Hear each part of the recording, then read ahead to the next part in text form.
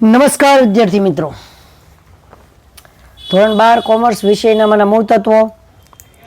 મિત્રો, છેલ્લે આપણે આ પ્રકરણની અંદર ખરા ખોટાનો અભ્યાસ કર્યો. આખું ચેપ્ટર થિયરીને લગતું ચેપ્ટર છે મિત્રો. માત્ર આમનો ધાવશે વધારાની 3 માર્ક્સની એની અંદર. બીજું મિત્રો, આપણે તૈયારી બીજી કોઈ કરવાની નથી. જો હવે વિસર્જન વખતે કુલ મિલકત 2 લાખ, ચાલુ મિલકત 40%, 10% રોકડ સહિત, સ્થિર મિલકત 120% અને ચાલુ મિલકતના 80% રકમ ઉપજી તો આમનો જ લખો. પહેલા મિત્રો મિલકત ક્યાં દેખાડશું? આપણે અગાઉ ચર્ચા થઈ જ ગયેલી છે. માલ મિલકત નિકાલ ખાતાનો નમૂનો સમજ્યા ત્યારે. તો મિલકત મિત્રો આપણે દર્શાવશું માલ મિલકત નિકાલ ખાતે ઉધાર. માલ મિલકત નિકાલ ખાતાની ઉધાર બાજુ મિલકત 1,90,000, 10,000 રોકડ બાદ કર્યા પછીની રકમ. હવે સ્થિર મિલકતના 60% એટલે 2 લાખના 60% કરો એટલે 1,20,000. 80,000 40% કરશો ચાલુ મિલકતના એટલે 80,000 આવશે. 80,000 માંથી 10 રોકડ બાદ કરો એટલે આવશે 70,000. ચેક કરો એટલે માલ મિલકત નિકાલ ખાતે ઉધાર, તે ચાલુ મિલકત ખાતે અને તે સ્થિર મિલકત ખાતે. હવે એની રકમ ઉપજી. હવે જુઓ 120% ઉપજ્યા.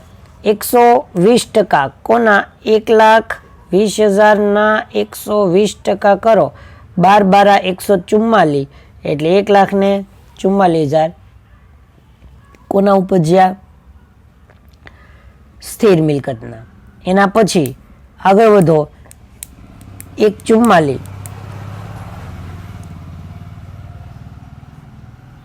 70,000 ચાલુ મિલકત છે. ચાલુ મિલકતના 80%, 7 8 56 એટલે 0 0 0 0 0 અને 1 ને 1 2 એટલે 2 લાખ રૂપિયા રોકડ આવે એટલે રોકડ ખાતે ઉધાર અને માલ મિલકત નિકાલ ખાતે જમા. તો મિત્રો આ વાત કરી આપણે પહેલી આમ નોંધ. જો તમારી સમક્ષ ગણતરી અહીંયા કરેલી જ છે એટલે ટોટલ આવશે 2 લાખ રૂપિયા. આ વાત કરી આપણે પ્રશ્ન નંબર 1, ચોથો દાખલો, જેની અંદર આપણે માત્ર ને માત્ર આમ નોંધ બનાવવાની છે. હવે આગળ વાત કરીએ મિત્રો, તો જો બીજો દાખલો તમારી સમક્ષ પડ્યો છે. વિસર્જન વખતે પાકા સરવૈયામાં જમીન મકાનના 1 લાખ, રોકાણો 50,000 બતાવેલા છે. તેના અનુક્રમે 80 અને 60 ઉપજ્યા. કાંઈ ગણતરી કરવાની નથી. પહેલા મિલકત દેખાડો. માલ મિલકત નિકાલ ખાતે ઉધાર 1 અને 50 એટલે 1,50,000 એ છે જમીન મકાનના લાખ અને રોકાણના 50. હવે એની ઉપજ થઈ 80 અને 60, 8 અને 6 14, 1,40,000. તો રોકડ આવે એટલે રોકડ ખાતે ઉધાર ને માલ મિલકત નિકાલ ખાતે જમા. તો આ મિત્રો વાત કરીએ આપણે પ્રશ્ન એના પછીનો બીજો. હવે આગળ વાત કરીએ, ચાલો પછીનો બીજો દાખલો. વિસર્જન વખતે કુલ મિલકત 4 લાખ છે, જે પૈકી ચાલુ મિલકત 40% છે, રોકડનો સમાવેશ 20,000 છે, સ્થિર મિલકતના 80%, 120% અને ચાલુ મિલકતના 80%. ચાલો 4 ના 40 કરો, 1 60, 4 ના 60 કરો, 2 ને 40. હવે મિત્રો પહેલા દેખાડી દો. પહેલા રકમ દેખાડશું એટલે ટોટલ 380 માંથી 20 રોકડને બાદ કરી દો એટલે માલ મિલકત નિકાલ ખાતે ઉધાર રૂપિયા 3,80,000. તે સ્થિર મિલકત ખાતે અને ચાલુ મિલકત ખાતે. હવે એની રકમ ઉપજે ત્યાં થોડુંક ધ્યાન રાખવાનું છે. જો અહીંયા 120% ઉપજ્યા એટલે કેટલા ઉપજ્યા? 2 ને 88. આના જો 80% ઉપજ્યા એટલે કેટલા ઉપજ્યા? 1 ને 12. બેનો સરવાળો કરો એટલે રોકડ આવે એટલે રોકડ ખાતે ઉધાર અને માલ મિલકત નિકાલ ખાતે જમા. તો મિત્રો આ વાત કરીએ આપણે પછીનો મુદ્દો. ચાલો એના પછીનો મુદ્દો આવો, ત્રીજો મુદ્દો. જુઓ રકમમાં તમારી સામે જ છે ભાઈ. પેઢીના વિસર્જન સમયે યંત્રોની ચોપડે કિંમત 70,000 છે, ભાગીદાર 78,000માં લઈ જાય છે. ચાલો પહેલા દેખાડો. મિલકત માલ મિલકત નિકાલ ખાતે ઉધાર, યંત્રો ખાતે જમા. ભાગીદાર લઈ ગયો એટલે ભાગીદાર લેનાર, લેનાર ખાતે ઉધાર, માલ મિલકત નિકાલ ખાતે જમા. સાવ સરળ કક્ષાની મિત્રો આમ નોંધો છે, જે તમને આવડી જાય એવી જ આમ નોંધ છે. ચાલો એના પછીની વાત કરીએ. ચોથો મુદ્દો, પેઢીનો વિસર્જન ખર્ચ 20,000 રૂપિયા થયો. વિસર્જન ખર્ચની ચૂકવણી સૌથી પ્રથમ થાય તો માલ મિલકત નિકાલ ખાતે ઉધાર 20,000, રોકડ જાય, રોકડ ખાતે જમા 20,000. આમ નોંધ થઈ ગઈ મિત્રો પૂર્ણ. આ મિત્રો આપણે વાત કરી વિસર્જન વખતે આમ નોંધ જે બને એની. પાંચમો મુદ્દો જુઓ મિત્રો. પાંચમો મુદ્દો, ભાગીદારી પેઢીના વિસર્જન સમયે ચોપડે નીચેની મિલકતો છે. મકાન 2 લાખ, ફર્નિચર 40,000, પાઘડી 20,000, યંત્રો 30,000. પછી જો એની ઉપજ આપી, મકાનના 2 20, ફર્નિચરના 50,000 અને યંત્રોની ચોપડે કિંમત ઉપજે. પાઘડીની કોઈ રકમ ઉપજતી નથી, ચોખવટ કરેલી છે મિત્રો. તો આને જોઈએ આપણે. ચાલો જોઈએ. સૌ પ્રથમ મિલકત, માલ મિલકત નિકાલ ખાતાની ઉધાર બાજુ દર્શાવો મિત્રો.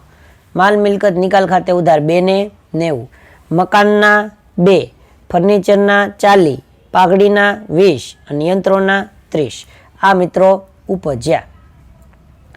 ચાલો હવે આપણે મિત્રો છે એ જેની ઉપજ કિંમત છે એ મકાનની ઉપજ કિંમત જોઈ લો કેટલી આપણી પાસે છે 22, ફર્નિચરના કેટલા છે 50, યંત્રોના કેટલા છે 30. ઉપજ થઈ એટલે રોકડ આવે. રોકડ આવે એટલે રોકડ ખાતે ઉધાર અને માલ મિલકત નિકાલ ખાતે જમા. પાઘડીની કોઈ સ્પષ્ટતા કરી નથી એટલે પાઘડીની રકમ છે એ અદ્રશ્ય મિલકત તરીકે ચોપડે દર્શાવવાની નથી. તો આ મિત્રો આપણે વાત કરી પ્રશ્ન નંબર 5. ચાલો મિત્રો આગળ. છઠ્ઠો પ્રશ્ન જુઓ. ભૂતકાળમાં માંડી વાળેલી ગાલખાત 1200 પૈકી 10,000 પરત મળ્યા. ચાલો માત્ર કોની નોંધ કરવાની છે પરત મળે તેની? તો રોકડ આવે એટલે રોકડ ખાતે ઉધાર અને એને આપણે વિસર્જન વખતે ક્યાં દર્શાવશું? માલ મિલકત નિકાલ ખાતે જમા. સાવ સરળ કક્ષાની મિત્રો આમ નોંધો છે, માત્ર થિયરિકલ આમ નોંધ છે, આવડી જાય એવી જ છે. પ્રેક્ટિસ કરશો એટલે ખ્યાલ આવી જશે. ચાલો એના પછી જુઓ 7 નંબરનો પ્રશ્ન. એક પેઢીના ચોપડે પાઘડી દર્શાવેલ નથી, પરંતુ વિસર્જન સમયે વેચાણના 35,000 ઉપજ્યા. ચાલો ઉપજ થાય એટલે રોકડ આવે અને માલ મિલકત નિકાલ ખાતે જમા. સાવ સરળ કક્ષાની. એના બાદ આગળ વધો. 8 નંબર. એક ભાગીદાર નરેશ દેવી હુંડી 30,000 રૂપિયા ચૂકવવાનું સ્વીકારે છે. ચાલો તો કોણ સ્વીકારે છે? ભાગીદાર સ્વીકારે છે. ભાગીદાર સ્વીકારે એટલે ભાગીદારના મૂડી ખાતે જમા એ આવશે. એ તો ફાઇનલ છે કારણ કે આપનાર છે. તો માલ મિલકત નિકાલ ખાતે ઉધાર. માલ મિલકત નિકાલ ખાતે ઉધાર અને નરેશના મૂડી ખાતે જમા. ચાલો મિત્રો 9 નંબર. એક પેઢીના વિસર્જન સમયે દેવાદાર 80,000, લેણદાર 40,000 છે. સૌ પ્રથમ ન્યા સુધી અટકો. પેલા દેવાદાર દેખાડો તો માલ મિલકત નિકાલ ખાતે ઉધાર અને જે તે મિલકત ખાતે જમા. પછી લેણદાર દેખાડો, લેણદાર ખાતે ઉધાર ને માલ મિલકત નિકાલ ખાતે જમા. કારણ કે જવાબદારી છે એટલે માલ મિલકત નિકાલ ખાતે કઈ બાજુ આવશે? જમા બાજુ. આ મિત્રો આપણે અગાઉ પણ અભ્યાસ કરી ચૂકેલા છીએ. ચાલો હવે આનું જુઓ અહીંયા તમારી સમક્ષ.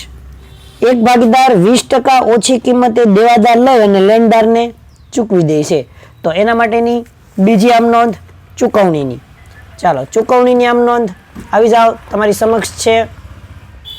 ચાલો ભાગીદાર લેનાર ખાતે ઉધાર ને માલ મિલકત નિકાલ ખાતે જમા. કેટલામાં છે? 64. 20% ઓછી કિંમતે 80,000 ના 20% કરો, 8 દુ 16. 80,000 માંથી 16,000 બાદ કરો એટલે 64,000 માલ મિલકત નિકાલ ખાતે જમા.